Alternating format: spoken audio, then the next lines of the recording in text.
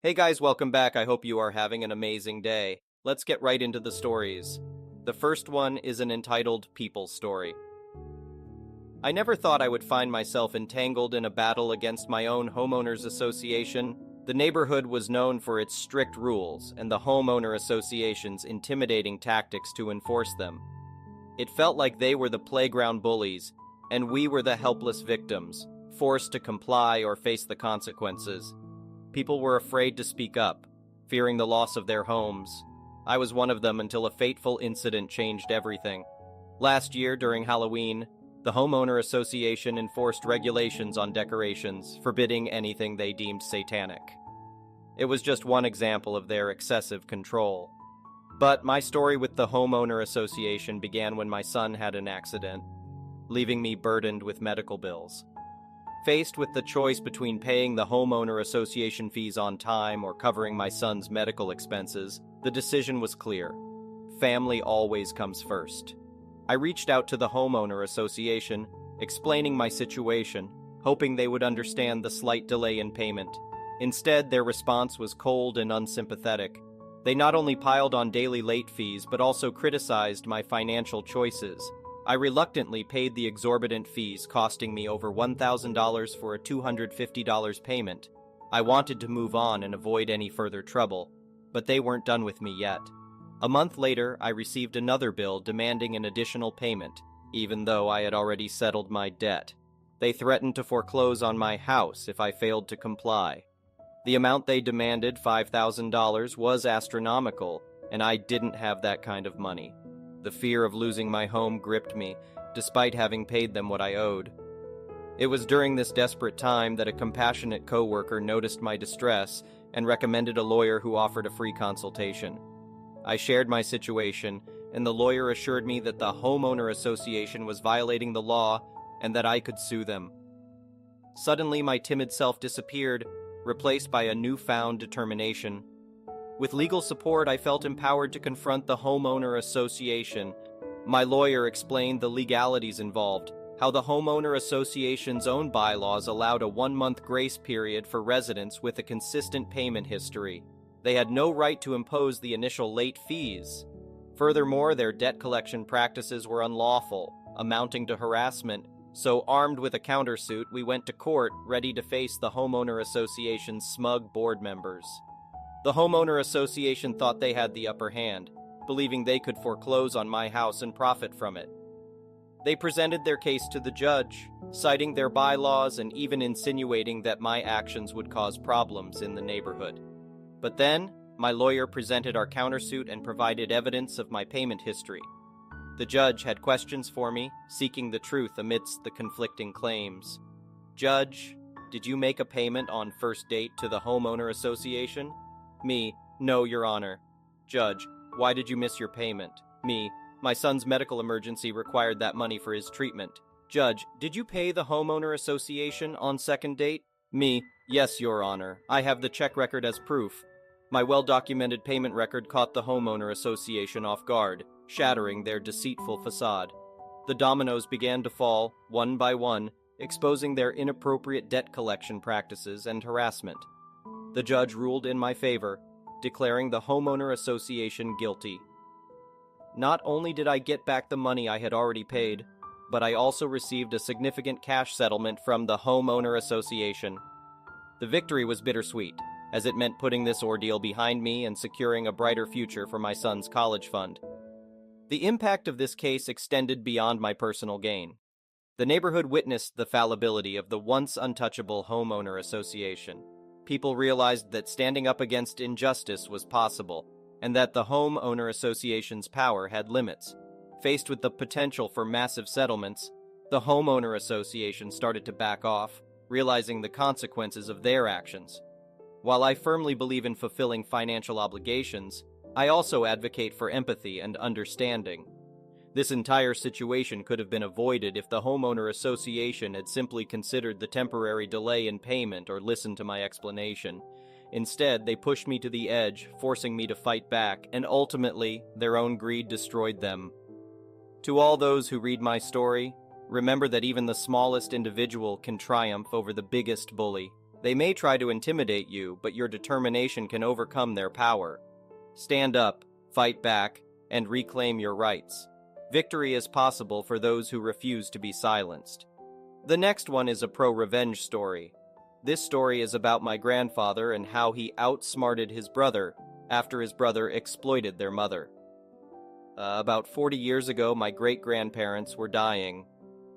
Great-grandfather was gone, and great-grandmother was on her way out, abusing morphine to lessen the pain. She was writing a will when she was sober, but she was rarely sober. Her estate was essentially what would be a multi-millionaire's estate adjusted for inflation. Her estate was in Ireland, while my grandfather and his brother were in England. My grandfather went to his local pub to see his brother. He did this every Saturday night to keep in touch with him. This time, something was different. His brother was not there. Instead, his brother spontaneously moved to Ireland and spent time with their mother, who was heavily on morphine. The morphine was clouding her judgment, and bear in mind she was writing a will. My grandfather's brother, we'll call him Lee from now on, went to Ireland to cozy up to their mother in hopes of getting her whole estate. My grandfather didn't know Lee was doing this and didn't think much of it. Fast forward about a year, and great-grandmother passes away. Funeral day arrives and everything goes fine until they get to the will. Great-grandmother was high on morphine when she made the will, and everything she had in the will went to Lee. Nobody else got anything in the will. Putting two and two together, everyone was pissed off at Lee, but the will couldn't be contested because there were people who signed as witnesses, including her attorney. Lee becomes an outcast, but everyone gives up on trying to save their mother's things except for my granddad. Lee inherited a large plot of land in rural Ireland. Nothing special, except that it couldn't support a septic tank and was worth a fortune. The house on this plot was right on the edge of the land, but the septic tank was on the neighbor's land. Lee didn't know this, so he didn't buy the land next to the house. This doesn't meet building code requirements, so the house can't be sold until the septic tank is on his land. My grandfather knew this and bought the land surrounding the house. Lee fixed up the house and got a building inspector to check if it met the building code so he could sell it. The inspector noticed the septic tank and informed Lee that he couldn't sell the house unless the tank was on his land. Lee went to the neighbors to buy the small plot of land with the septic tank, only to find out they sold it to my grandfather, who was unwilling to sell it to Lee. Lee had invested easily over £300,000 before Ireland switched to the euro in the house, so the house was in great shape and was supposed to be resold. However, Lee couldn't sell the house for a profit because my grandfather owned the land with the septic tank. On the other hand, Lee couldn't put a septic tank on his land because it couldn't support one. My grandfather had put Lee in checkmate, where Lee had to sell the land and everything on it to my granddad. My grandfather wasn't going to buy the land for anything more than £5,000, and to this day, Lee still won't sell it to my grandfather. My grandfather didn't want the land, he just wanted to return the favor to Lee. Now Lee is just scraping by on his plot of land because of his stubbornness, and he still, to this day, won't accept defeat. The next one is a petty revenge story. So I have lived in a townhouse for the last 3 years. I live with my husband and two 60-pound dogs. For a bit of background, I got attacked by a dog just before my neighbors moved in 2.5 years ago, which left me with a fear of strange animals. However, recently I was able to work through my trauma with my therapist. My neighbors have 4 loud and reactive dogs, 3 Chihuahuas and 1 Australian Shepherd. They charge the fence whenever they see someone on the other side and bark constantly. This has prevented me from using my backyard for the last 2 summers. Now that I have worked past the panic attacks and fear, I spend a majority of weekends in my yard and let my dogs go back and forth freely. My dogs have been well socialized and don't have any interest in the fence when the other dogs are reacting. Up until yesterday, when the neighbors' dogs came out, I would bring my dogs inside, but it would still take a minute or so for their dogs to calm down. I would let my dogs back outside to play when the neighbors went back in. This was no big deal to me. Now, cue Sunday. The neighbors let their dogs out, they react, I bring my dogs in, same old routine. Except my neighbor curses me under her breath, saying, "Keep your ducking door shut." This is not the first time they have been rude either. This gets under my skin considering her dog's reactivity is the reason I did not feel comfortable in my own backyard, and it is not my dogs who are reactive. Plus, I have always been the one to bring my dogs in, not the neighbor. So I've started to be a bit petty. Now when the neighbor lets their dogs out, I stay out and play fetch with my dogs while her animals are going apeshit, instead of bringing my dogs inside as I have always done. My dogs love it because they are getting more exercise than before. It's only been 3 days and my neighbor is exasperated and has to chase her dogs around the garden. Side note, they have another dog on the opposite side of them which they are equally reactive to as well. I have patio furniture being delivered tomorrow and I fully expect to enjoy my yard to the fullest this summer. After a week or two, I'll probably put up a visual blockade so her dogs can't see mine to be nice. But I'm not going to restrict my well-trained animals for her untrained ones any longer. If she doesn't appreciate my courtesy, I won't give it. Update. The neighbors decided to cuss me out and tell me to go inside last night. I said no, but put the dogs inside because the neighbors were being aggressive. They said our dogs should be able to be outside too, so I should go inside. I replied that their dog's reactivity is not my problem, and they are more than welcome to use their yard. The fact that they can't stop charging the fence long enough to piss is their issue, and I stood in the middle of my yard. They shouted at me to get the duck inside. I told them make me, a bit childish, I know. One told me to meet them out front, and I said no, if you want something from me, climb over this fence yourself. They yelled a bit more, but I didn't respond, and they went inside after a minute. I think the neighbors have finally cracked a bit, and it's only week 1. I'm not proud and honestly don't want to deal with this nonsense, but I'm not going to bend to a bully. The next one is an entitled People story. This is such a mess. Many people here commented about what my cousin would probably do in retaliation, and I was naive about it because they were exactly right. I last posted on Reddit about my cousin who gave me a junk beach cruiser bike out of his parents' backyard when my mountain bike got stolen. I cleaned up and fixed up the beach cruiser, and then suddenly my cousin wanted me to either pay him $60 for it or give it back because he wanted to sell it after I made it pretty. But the rest of the family, including his parents, basically told him to grow up when he tried to get them involved. Then he found out about my AIDA post. One of his friends apparently saw it and told him, either here or on a podcast or something, I don't know. But word spread around. The whole family found out because my cousin ranted to them, but none of them are angry with me. They actually sympathized with me for even feeling like I had to make the AIDA post to begin with when my cousin was so clearly in the wrong. My cousin ended up freaking out over it and confronting me on my way home from work. This time he demanded even more money for the bike. He said that since I love Reddit so much, he was taking an a-hole tax for humiliating him, and the cost of the bike was now $80. He ranted about how paying him $80 for the bike was the least I could do after I humiliated him. I refused and said that he was acting like a grifter, and the bike was hardly worth anything. I put in effort to make it rideable, while he let it rot in his parents' backyard for years. It was junk when I started, and I made it work. Then I listed all the things I did to fix it and how much it would have cost the bike shop to fix it instead. He somehow still didn't see my point and still stated he wanted the money now, or he'd be taking the bike back whether I liked it or not. I told him I was done with this and tried to ride off, but he grabbed me and pulled both me and the bike over before I could ride away. I said, "What the hell, man?" while I was getting up, and then he actually slugged me in the face. It didn't break my nose, but really freaking hurt, and it made me bleed. Then he took my bike and rode off with it.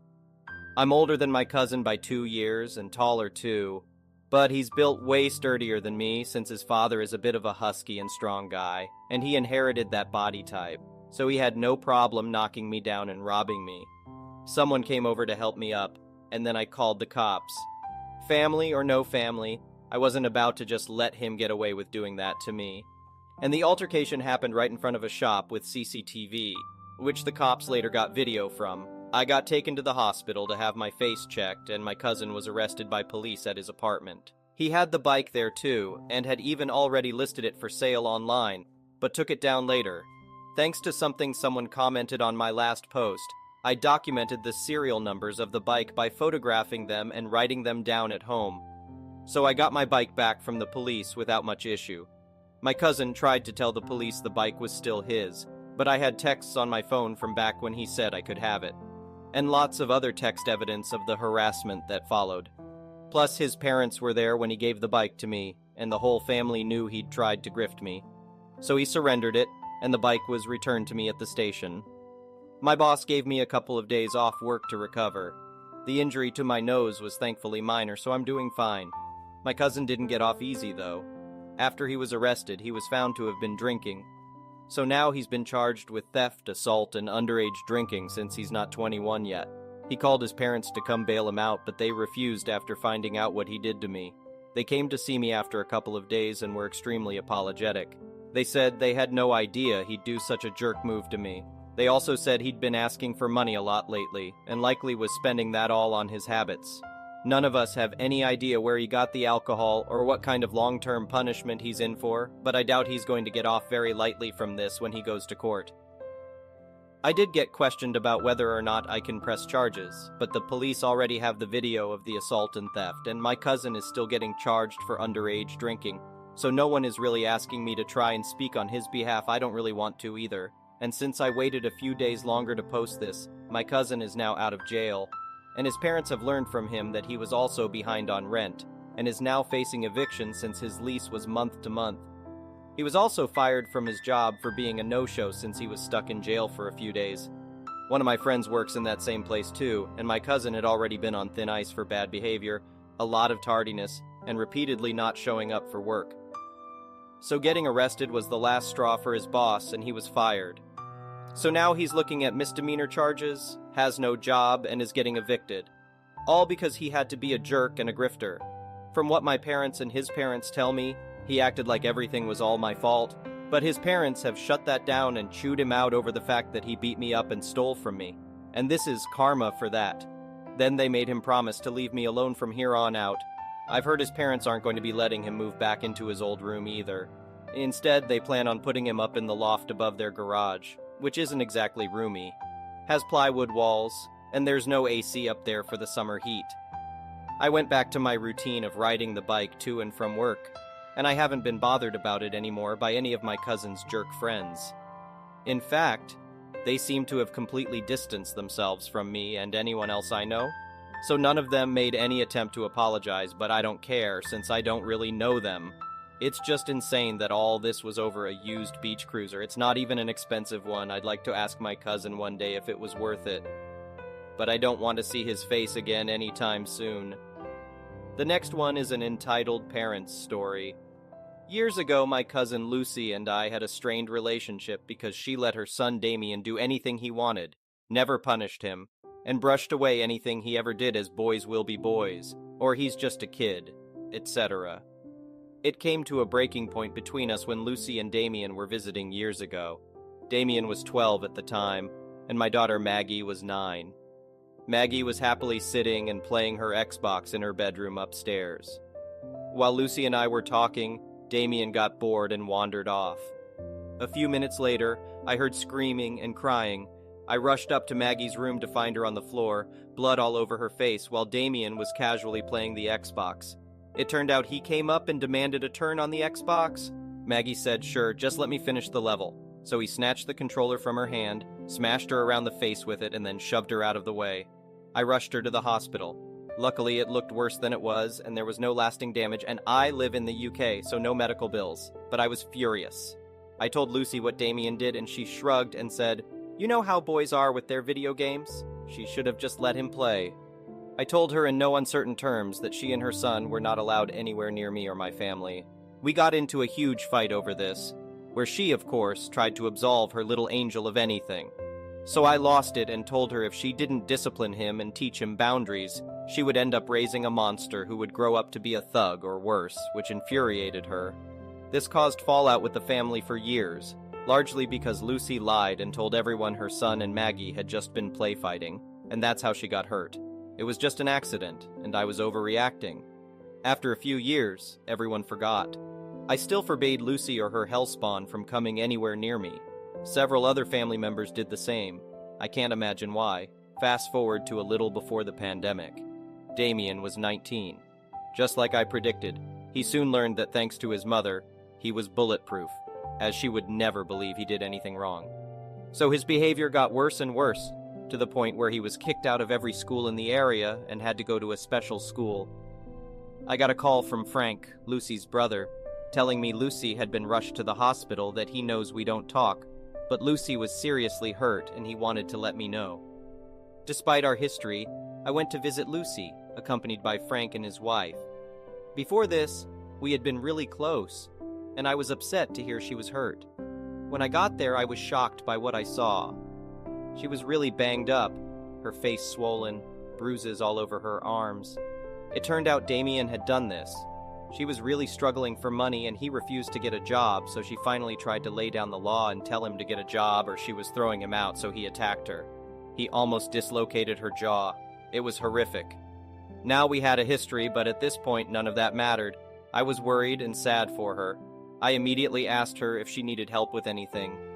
She seemed surprised, but we ended up all having a really heartwarming chat, with her saying how much it meant to her that I came to see her. I thought maybe we were turning a corner and could repair our relationship. We had been really close as kids. Oh, how wrong I was. A few weeks later, I started getting blasted on social media and receiving nasty messages and texts telling me what an awful person I was and how could I do what I did to Lucy. I was confused. I hadn't done anything. I called Frank.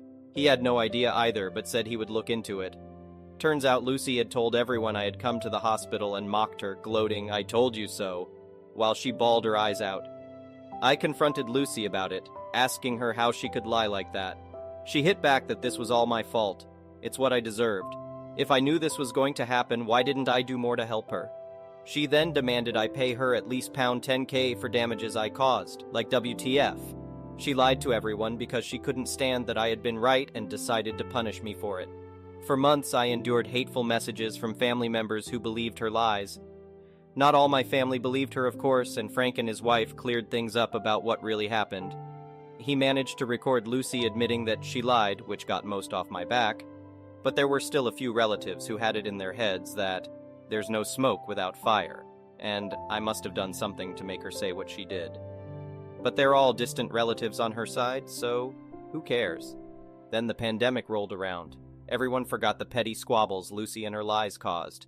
But last month we held a family gathering at my parents', the first in years due to the pandemic.